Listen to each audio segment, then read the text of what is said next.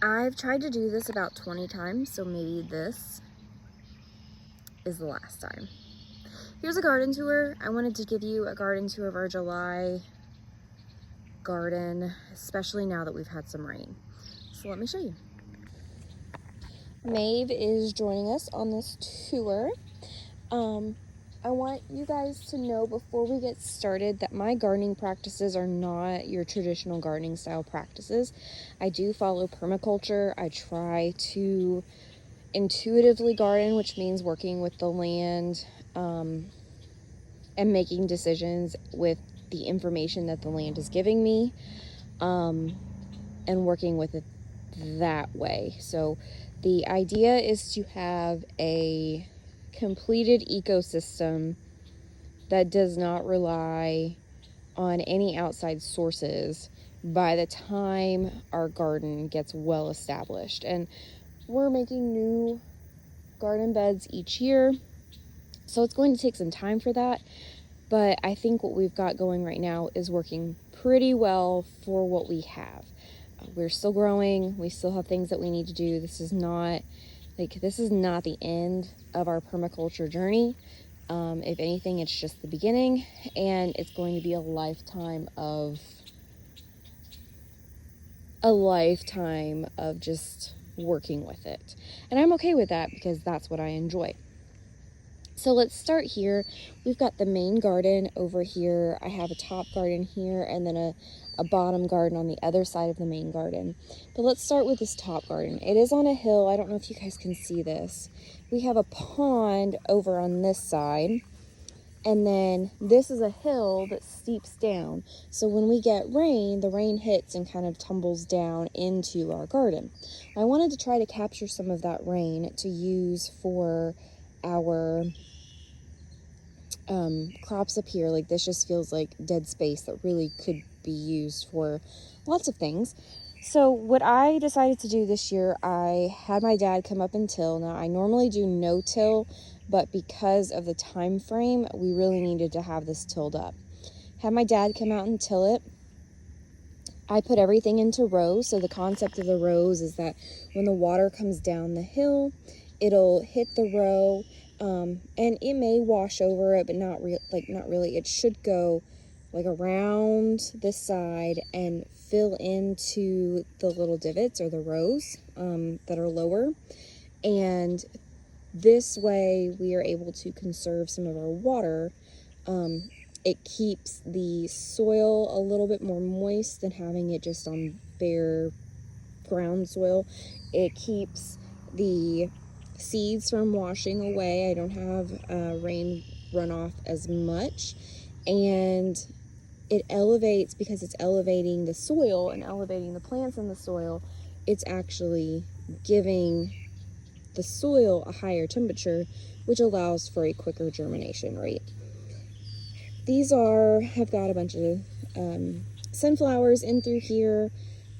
The sunflowers I bought, it was literally bird seed that I went and got from the farm supply store. Black oil sunflower seeds. I threw them out here, and for the most part, we've had a pretty good germination rate of them coming through. Cassian, however, as you can see, in some areas, our fertilizer techniques are causing some plant loss. So it's fine. I always plant more than we need. This is fine, and I can always replant. Now through here, I have our fairy tale pumpkins. I have fairy tale pumpkins all the way back there as well. These are the really pretty, like, Cinderella pumpkins. Really, really like them. They're very whimsical. I love decorating with them in the fall. We should have a crap load or a boatload of fairy tale pumpkins at the end of the season. So come on out. We'll have a ton of fairy tale pumpkins. If all goes well, I will probably be having like a pumpkin festival day or something. I don't know. If you're interested in that, just let me know. We can make it like a real good time. So I have the pumpkins in here. Now I just threw the pumpkins out in here. This is a plot of ground that I had worked on the last couple of years. As you can see, I've done little to no weeding. I mean, I have a basically a poke tree coming out of the bed. I leave that, the birds eat the berries, the tree or the plant is actually providing some shade, because the weather, it's been really inconsistent, so I wanted to make sure that everything had at least a little shade from the direct sun. It's doing a great job. I have these self-seeded. These are, I mean, you would consider them a weed, but I have them everywhere. Let's see, we've got little, all this under here, that's ground ivy or clover, and it's keeping our soil moist and cool. It's providing essential shade for these plants so that they're not getting overextended with trying to like take care of themselves. Dill, now honestly guys, you plant dill one time and you will never have to plant dill again. I planted dill for the first time 3 years ago in this garden bed when we moved here. I have dill now growing around my house. I did not plant it around my house. I also have dill in my main garden and growing up randomly around the farm. Totally fine with me. I like dill. I like the smell of dill.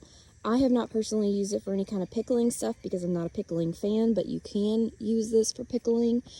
What I use it for is, dill is a host plant for a swallowtail butterfly. I think it's the black swallowtail. I can't remember, but it is the host plant for a swallowtail butterfly. And so just like with the milkweed, which I also have right here, let's see, just like I have with the milkweed, which is going to be a host plant for our monarch butterflies, the dill is going to be a host plant for those swallowtail butterflies. So here pretty soon we should have lots of butterfly larvae hanging out. I've already got some dill that has gone to seed. So those have already, they're going to go to their new homes whenever, and we'll have more dill next year. Yeah. Now the poke, I use the poke in medicine. It's actually, I'm not going to say that it treated my COVID because I'm not going to say that, but when I was inflicted with COVID a year or two ago, my lymph nodes just were not draining and everything felt so horrible. I do not recommend eating this plant just because it can be toxic if not prepared the right way. And I'm not going to tell you how to prepare it the right way because I've never done it. There are resources out there if you're interested in that, but just know that if it's not prepared the right way, it can be super toxic. I don't ingest poke either. You can make poke salad if you want. What I do with poke is I take the roots at the end of the season.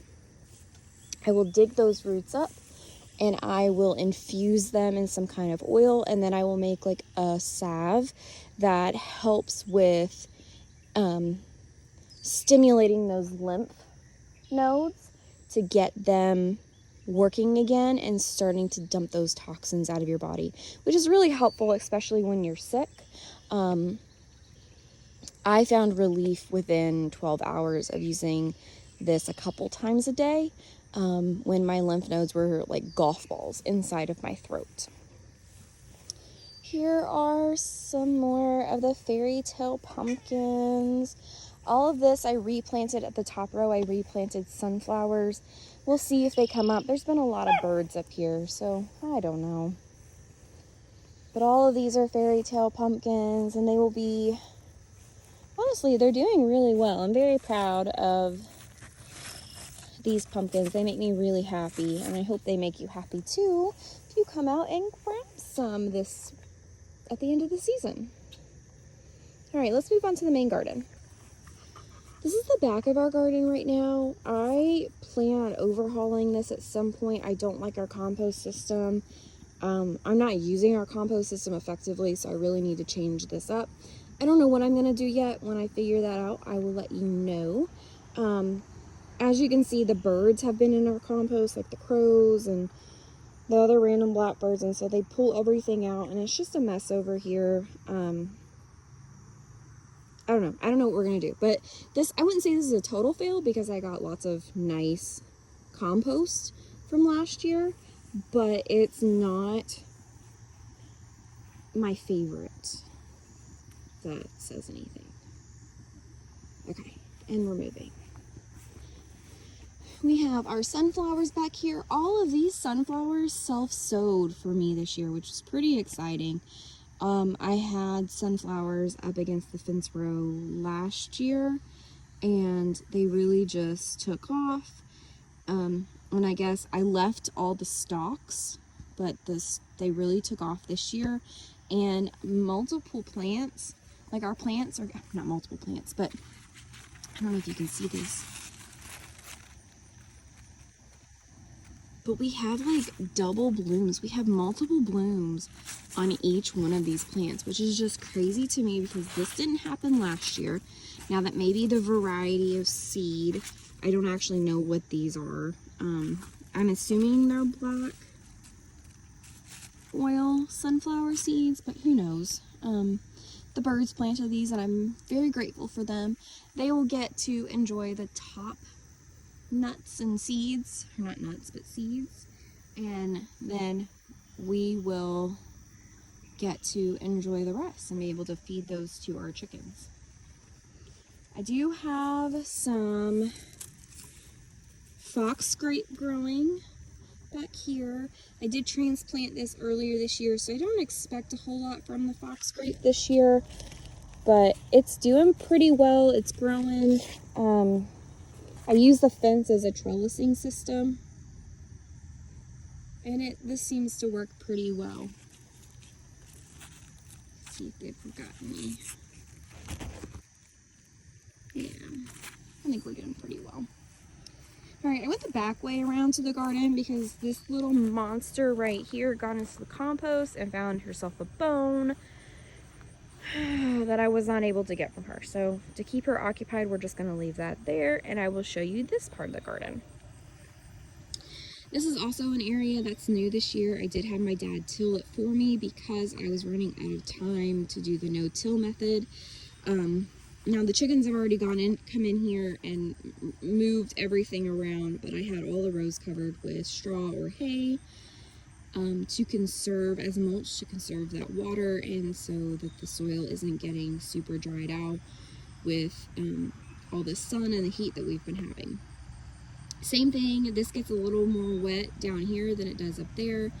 So same thing that I did with the sunflowers and the pumpkins.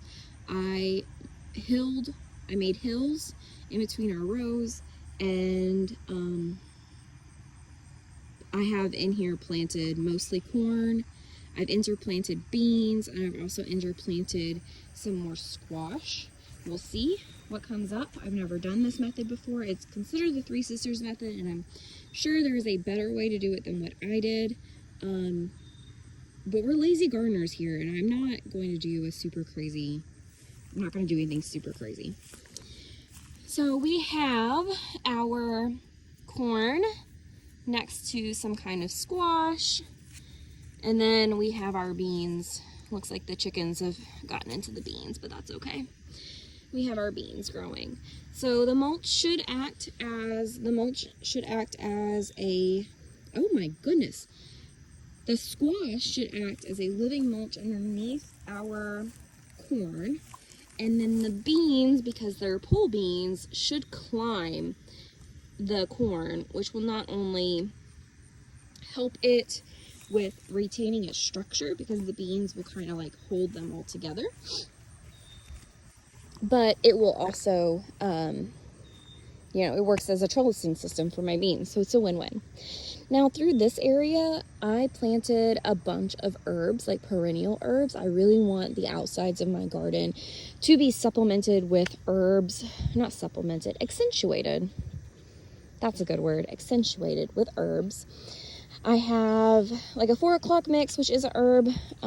Just be careful with it because it is a hallucinogenic and it can be quite toxic. I don't use it for that. I use it more for the beauty of it and the fact that it self-seeds regularly, and it grows vigorously, and that's what we like.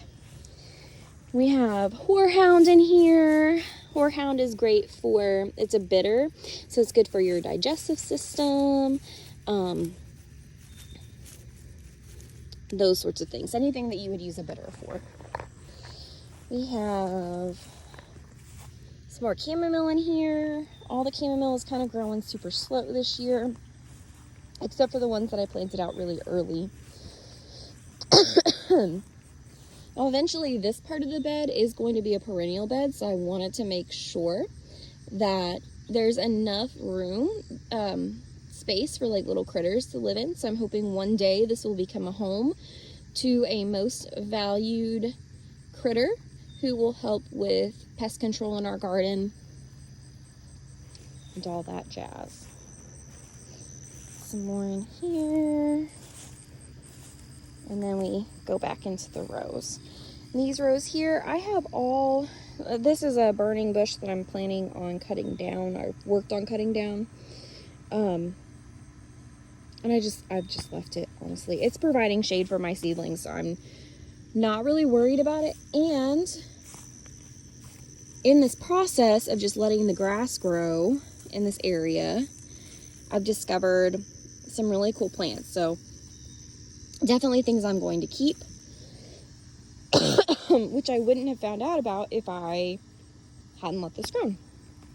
But these are all my watermelons. They seem to be coming up pretty nicely. And then, of course, marigolds on the end.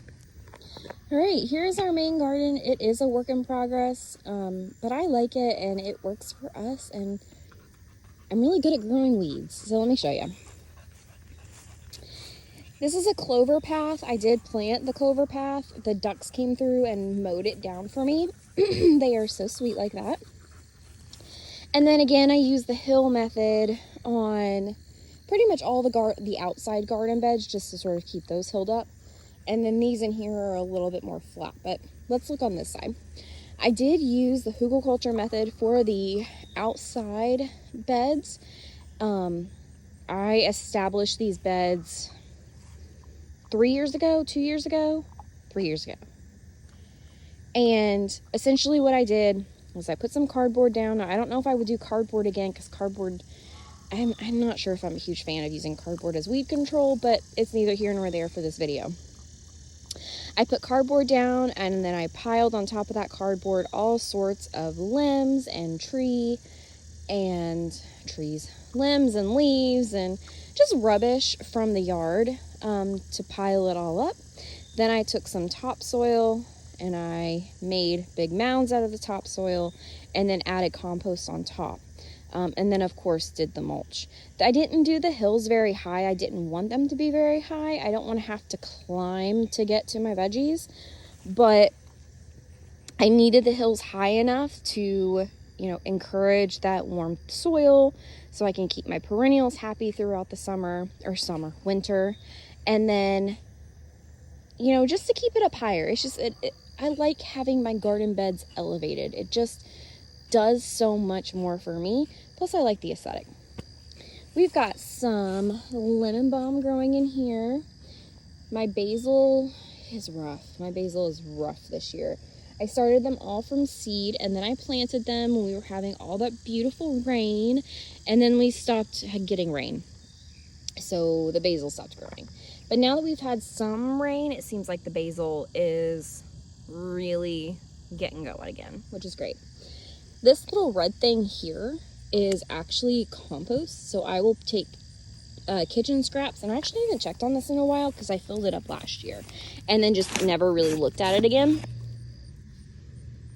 So, I mean, it's there, it's doing its thing. But I have these compost bins. The bugs should get in there, the worms and stuff eat, go num, num, num, num, num, and then poop in our soil, which is what we want.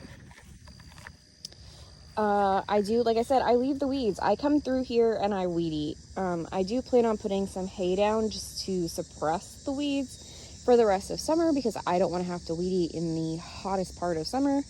But I have an electric weed eater, and it really isn't that big of a deal. It works out pretty well. We have cucumbers growing on all of these trellises. Well, not all of the trellises, but on most of the trellises we have cucumbers or string beans, pole beans, I guess. What else do I have? Some other kind of squash. I don't know. This is what happens when you smoke your own herbal products, guys, and then you don't label anything. You forget where you plant things, so you have to wait until they come up. You don't know what you've got. Which is fine with me, because that's the magic of gardening, but also super frustrating when you're trying to make note of everything that you have. But I do know this is cucumber. We should have some cucumbers on here pretty soon. I'm pretty excited about that. I also have some growing. I wanted to have cucumbers like as you enter, the garden. I wanted the cucumbers to be like one of the first things that you saw. I don't know, cucumbers just remind me of like happiness, summer, by the pool, super hydrating. It's good for you. I don't know, you can make pickles out of it if you're into that. I'm not into it, but you can make pickles out of it if you're into it. Just a nice, like, refreshing treat. Oh, look, there's chamomile underneath there too. See? That's what happens when you let your weeds grow. Okay, there's Maeve eating her compost contraband. All right, we have some more okra growing. I just planted some basil that I had gotten over the weekend because my basil didn't make it. Here we have some more of the pole beans.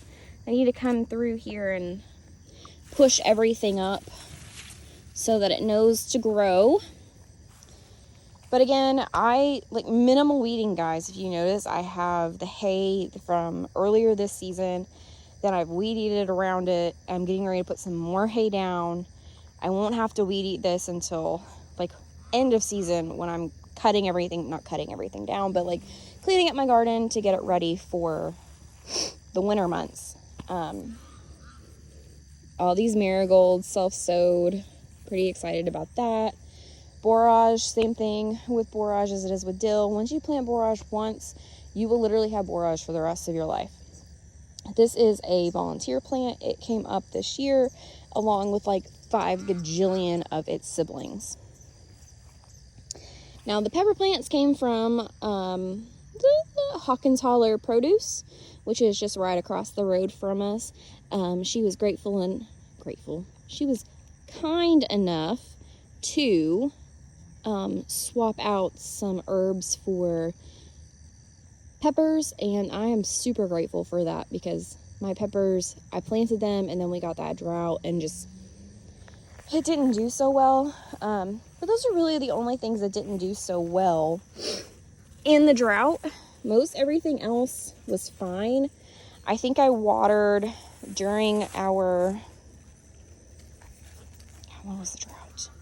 I don't know, like a month? During that whole month of the drought, I think I only watered maybe twice. Oh, look, we've got some more okra. And I could have swore we had a picking cucumber on here. Did Maeve eat it? I didn't see. I wasn't paying attention. Okay, well, that's something I'm going to have to come back out and work on. Yes, look at that cucumber. Look at that baby cucumber. Get really excited. Marigolds, these all self-sowed. And honestly, 10 out of 10 recommend. They are huge. They're going to be gorgeous. They will self-sow again next year. I never have to buy marigolds ever again. It's fabulous. I also have cherry tomatoes. I don't know if you can see this. Let's see. Let's get in here. Some more basil. I have cherry tomatoes popping up. Look at those. Look at those. Look at those.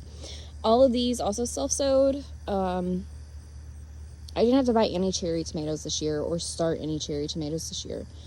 In fact, most of my tomato plants are They came up on their own, and then I just propagated them as I went through and trimmed down the leaves and stuff. I like to leave wild places in my garden. This is a wild place. There's some amaranth in there. There is a rose of Sharon in there. There's some blazing blue star, lots of red clover. We've got burdock, not burdock, yellow dock, and wild lettuce. I keep that. It's a nice little place for, you know, any smaller critters to sort of hang out in, and it gives the pests like something to do. It's kind of a distractant. I'm letting all of my lettuces go to seed. They did so well this year, so I'm going to let them go to seed and use those for in the fall. All of this is grass from the yard. So we let our grass grow super tall, and then I will come through with a little doodad thing to collect the grass, and then I put it on our garden. Helps keep the weeds down. So something manageable. This is actually a really good looking garden to me. So we have some more peppers. Now these are peppers that I grew myself. And he looks so sad. We've got some more calendula. We've got a cute poppy. Lots of marigolds. The marigolds again self-sowed. Pretty happy about that. Now over here, oh gosh, my squashes and stuff have gone crazy in the last like 24 hours. I'll need to trellis these up. I think this is acorn squash. I don't remember. Again, this is what happens when you smoke your own products. So this will eventually be climbing up over this trellis, and then we will have really pretty, hopefully, really pretty squash hanging down. And that kind of keeps the bugs off of it, and then it provides... I like providing shade throughout the day for my plants. I don't want heavy shade, but I want dappled shade. I want dappled sunlight so my plants can just like live their best lives. Got some more pepper. Now I did grow this pepper plant. Isn't she pretty? Some more basil that I grabbed. Lettuce coming out. I have a tomato plant that I propagated that's back there. All this is chicory. The first year that it grew, it was like crazy town. It was so small, and I wasn't sure if that's like, I was so confused as to what I was looking at. This year it just spiked right up. It's almost as tall as the sunflowers, and it has the most beautiful flowers in the morning, but then the flowers don't last throughout the day.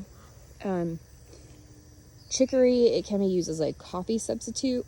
I have not tried it yet.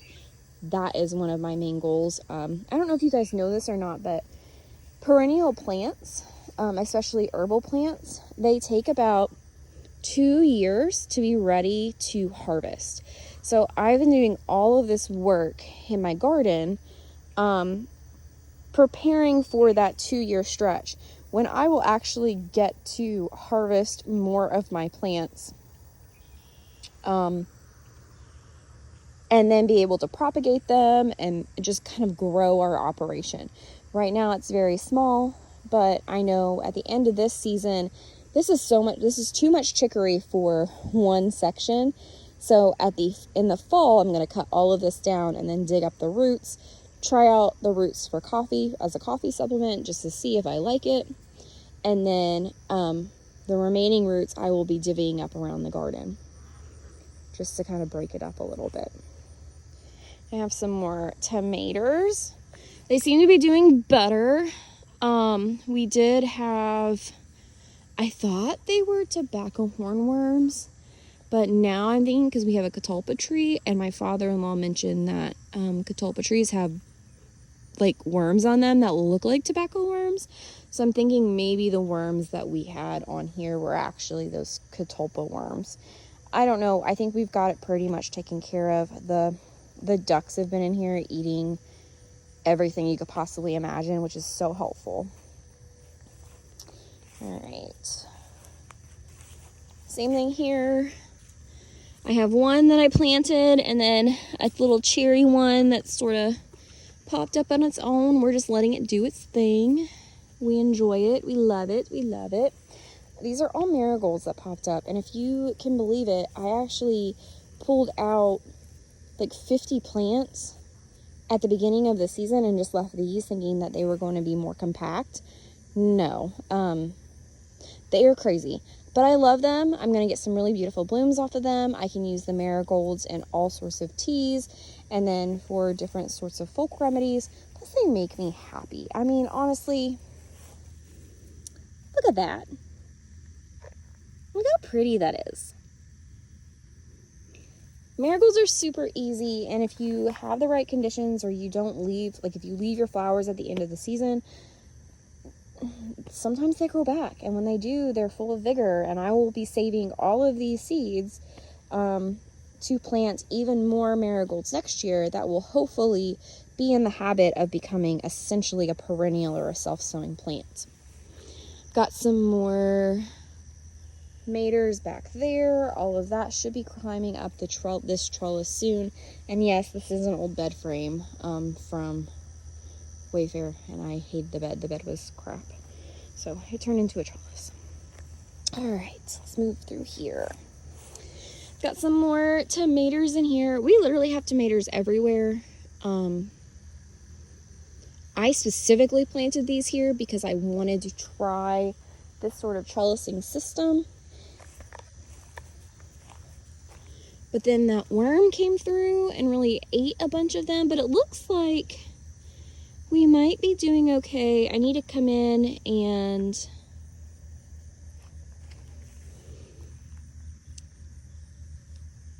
do a little more TLC on these babes. But for the most part, they're looking good. I feel good about it.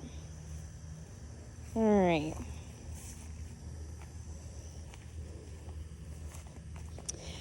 This is supposed to be Lavender Valley, or Lavender Alley. I had planted a bunch of lavender here this year. It just did not. It was all plug starts, and it just did not come up. So I have these healthier plants here that I am working on propagating.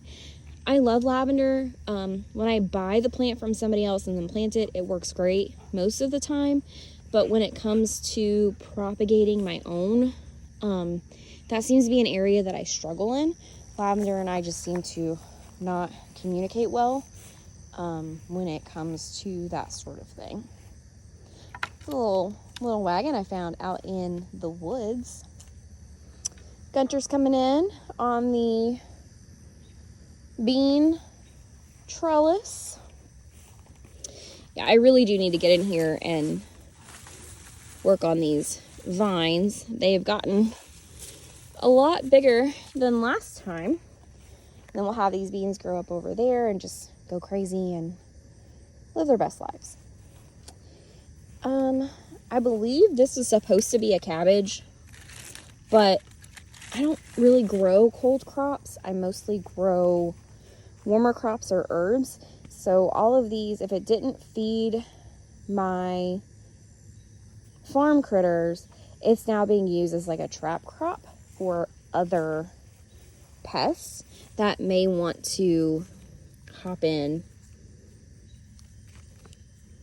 on the goodies. Like there's a worm there, and so I don't really take these too seriously. I really do like Brussels sprouts, and it would be cool if I could get Brussels sprouts to grow, but I know lots of other local farmers that do a great job with their cold crops, and I would much rather support them than me try to scratch my head just trying to figure out how to get anything to grow when it's cold outside. There's a patch of dill. Like I said, once you grow dill, or once you grow dill and you let it go to seed, it will go everywhere. Got a row of Indian corn here. I didn't have a whole lot of seeds, so I wanted to do just a nice little row, and then be able to save the seeds for next year. That way I can have a good crop of like Indian corn. I really like the way Indian corn looks. It's just a very nice looking marble colored corn. We've got another rose of Sharon on the end cap here. There's some goji berries on the end cap on the other side. They've not produced berries yet, but I hope they will soon. We have, I think these are cucumbers. Honestly, I don't know. I didn't plant these here. Yes, they are cucumbers. They look kind of rough, so I'm going to look at that in the morning and just see what's going on. And then there's these cucumbers over here. Now, the cucumbers, same thing, like over with the other corn. The cucumber is going to use this as like it's going to become a ground cover, but then it's also going to trellis up the corn. So if it's managed the right way, it should work in a very nice symbiotic relationship together and provide much needed ground cover plus support. I don't know if you noticed, we had like tornado warnings earlier this week, and we had some winds take down our corn, but for the most part it stayed up pretty well. There's Maeve again. Some more dill that I did not plant. Put some watermelon out here. This should kind of go anywhere. It's fine, there's plenty of space for it. Come to Mama Oregano. So Mama Oregano has been with me for 6 years. I've had this plant for 6 years. She's moved with me twice. It's the same with a sage that I have around my porch, which I'll show you that if the sun doesn't go down before I get there. But yeah, she's from, I don't know where she's from. I don't remember. But she's been with me for a while. Love her. She's great. And she just grows really vigorously. And then eventually I'm going to, like at the end of the season, I'm going to, bless you. I'm going to separate, and then we'll have more oregano in the garden. Mugwort. We love mugwort here. Mugwort is one of my plant allies specifically. She is very connected with the divine feminine. She's great with helping you understand, well, not understand, but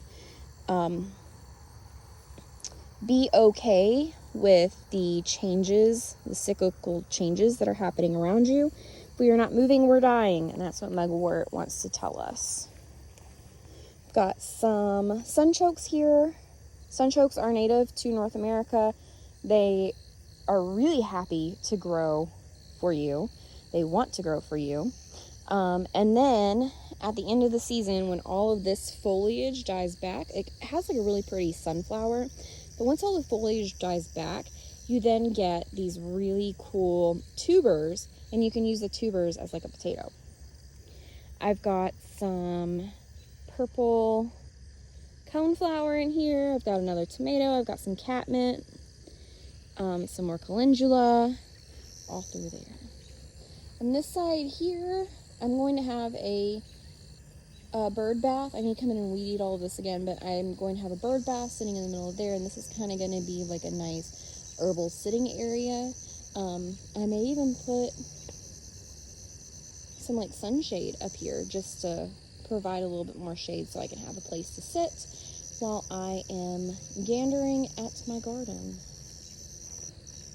I didn't show you guys, but these are our strawberries, and I need to do some work on the strawberries, but sort of just been letting them go. It's been too hot to transplant anything. I would feel bad about transplanting anything right now because it is so hot, and then we didn't have rain, and that was awful. So I'm really just trying to let everybody get to a good spot, and then when I feel like it's a good spot, or when they tell me that they're ready, I will start to transplant. Got some valerian here. That's great for a sleep aid. Calendula here again, perfect for skincare. You've got the cilantro that's going into seed, which is going to be coriander. I have lamb's ear here. It's soft and snuggly. Lamb's ear is great for wound healing. And then something I'm really excited about this year, something new. I am working on growing white sage. I did purchase the seeds from a reputable seller or from a reputable nursery. And it is something that I want to grow myself as a, excuse me, instead of purchasing it online where I don't know where the source is from. This is very important to indigenous peoples of North America, and it's important to me that I'm not buying my sage from, I don't know, shady sources. And honestly, it's going extinct. Like, I don't want somebody out in the Sedona, I don't know, Arizona, something. I don't want somebody out in the high desert picking sage that's going extinct, because it is a great habitat for so many critters, and I want that sage to stay where it's at. That way it can continue supporting that habitat. However, I really do like sage, so my compromise was purchasing some plant starts and then growing my own, and it's going pretty well. It smells so good. Everything that white sage, everything that you use white sage for, though, you can also use for, you can also use common sage for. I use common sage in 90% of the stuff that I would use sage for to begin with. But just the idea of having some white sage, like I have 2 white sage plants. They just look nice, they smell nice, I really like them, and so I would like to grow my own. Got some more borage here. Now, I did plant borage here last year, but it came up. Got some more marigolds, we've got some chamomile, some more calendula. This is a plot that I need to go back in and actually plant stuff in. I haven't gotten there yet. I don't know if I'm going to do more herbs here or if I'm going to do something else. I haven't decided. We've got some lilies just for fun. And you've got some amaranth in there. So it's a mess, but it's a beautiful mess. This is going to be our garlic and onion bed come this fall. I am right now building it up with the weeds. Like, I'm letting the weeds grow and then I'm cutting them down, and then letting more weeds grow and cutting them down. So I'm still feeding the soil as I wait for the compost to arrive from next door at the end of the season, and then we'll be able to plant some garlic and onions here. We had a great onion harvest this year, and I would like to do more. Oh my gosh, red clover. Probably one of my favorite cover crops, but also my favorite, like one of my favorite herbs to use because of its abundance. You can eat it. You can put it into tinctures. You can make all sorts of medicines and foods out of them. And they are super supportive of your endocrine system. So we're thinking like women with menopause. This might be an herb that would help you balance your hormones and make you feel better. I have some raspberries in here. Now, the raspberries I planted this year, so I don't expect much, but I'm excited to see those come up. And then, of course, I randomly came out here one day and was like, I have all these okra seeds. What am I going to do with them? And I just threw them out here. Well, they decided to germinate, and so now we have okra popping up in this area.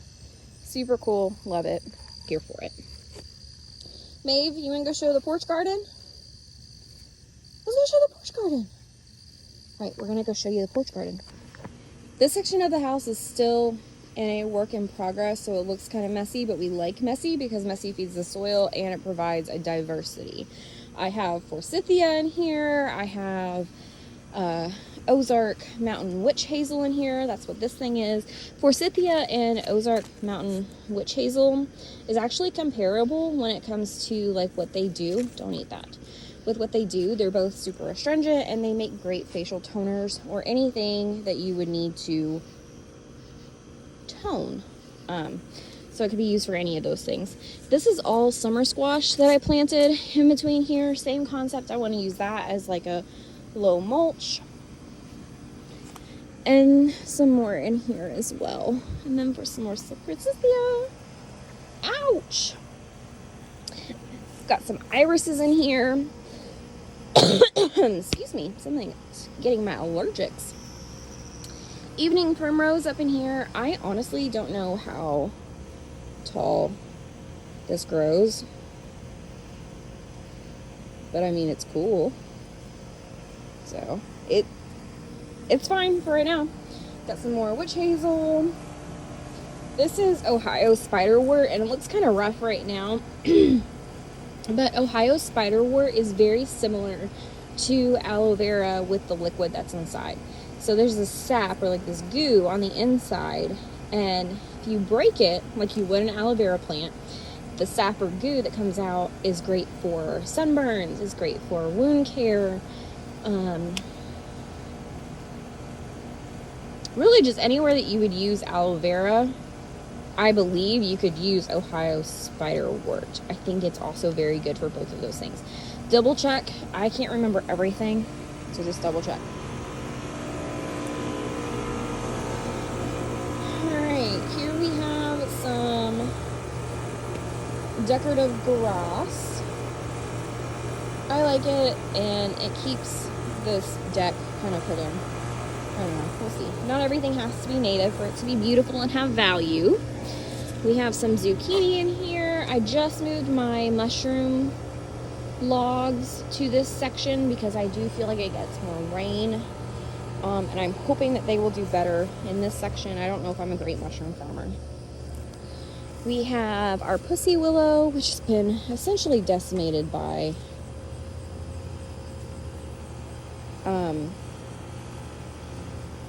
these guys. Look at that jerk. Just eating. I did put traps up.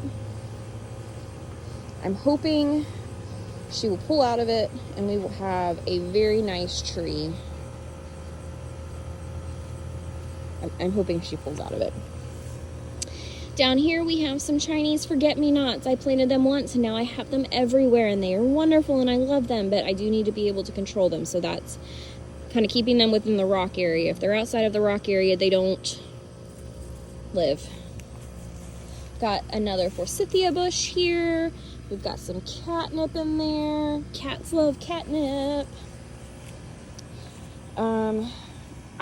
We've got hostas in here. I have these little, I don't remember what they're called, but the little 4-leaf clovers. Aren't they cute? I didn't realize that they're a perennial here, so we'll try it. I've got lots of dandelions that I do actually will come out here and harvest for all kinds of stuff. And then I've got plantain in here. All of these are things that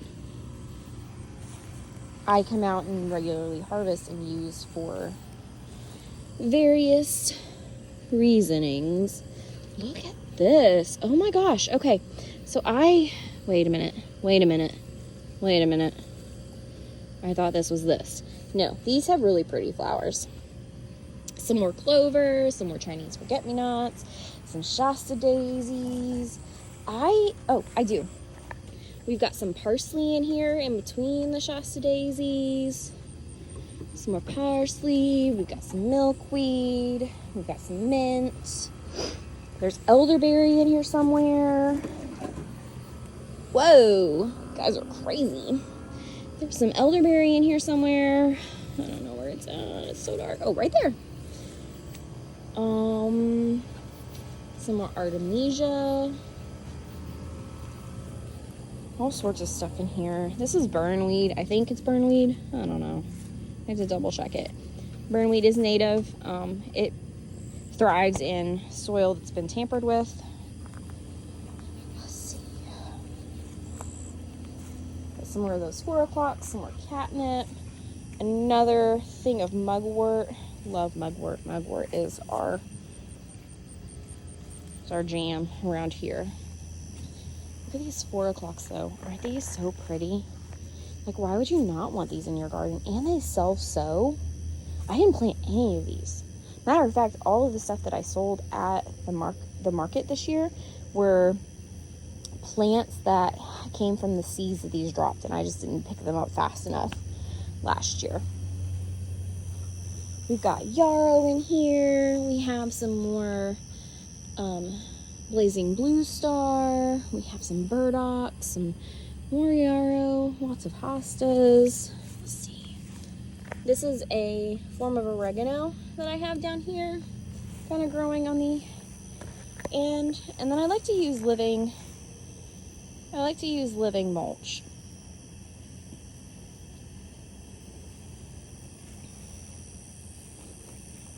some more yarrow. I'm gonna have to wrap this up because it's getting too dark.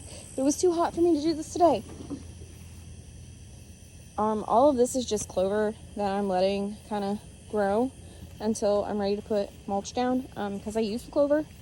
We've got some thyme, lemongrass, some more basil, some more sage, some more white sage, some more calendula. You guys get the idea. Like, your garden doesn't have to be this beautiful sculpted thing, like with nice perfect rows, to be beautiful. Like, honestly, I think this chaotic, crazy mess is so pretty. I enjoy looking at it. I enjoy coming out here every day and finding something new. And I like to see that the plants are working with each other. And that's really what it boils down to. Like, the plants are sustaining each other. Got some St. John's wort there. Some more lambs here. There's that horehound in there. And then, of course, more mugwort, because we have mugwort everywhere. Yeah, don't let gardening be hard. I weed aggressively maybe once a month, and that's with a weed eater. So I'll come in with a weed eater and chop all of this stuff down. This is white vervain. It's native to North America, and it's just a wild weed that just started growing. So I just don't want, I feel like, especially now, we see all of these YouTube videos or videos on Pinterest about gardens that are like immaculate. And honestly, if you're working a full-time job and gardening at the same time, like, there's no way for you to do that, unless you just have a bunch of free time. I coincidentally have a bunch of free time because I have the summers off, and then we don't have kids, so I don't have that added responsibility, and I get to get out here. But if I didn't have that added responsibility, or if I had that added responsibility, I could see this being very difficult. It's difficult without that to come out here and just make sure that everything is doing what it needs to be doing. Again, this is some squash that's now using this mimosa tree as a trellis. All right. I hope, if anything, this has inspired you that messy is okay. It's okay to use a weed eater. It's okay to not have an immaculate garden. And it's okay to be messy. Messy still grows food. Messy still grows herbs. Everything that you're looking at here is a food or medicine in some way. Except for maybe Maeve. Seeing what she's pulled out of the compost today, do not recommend. Alright guys, if you're interested in seeing anything else, or you have further questions about my gardening styles and techniques, please let me know. I didn't even show you the best part, which is our pollinator hill. I will try to get that in next time. Sadie's been in the pond. You're disgusting. Alright, you guys have a great evening, and this is the Hall Family Homestead signing off.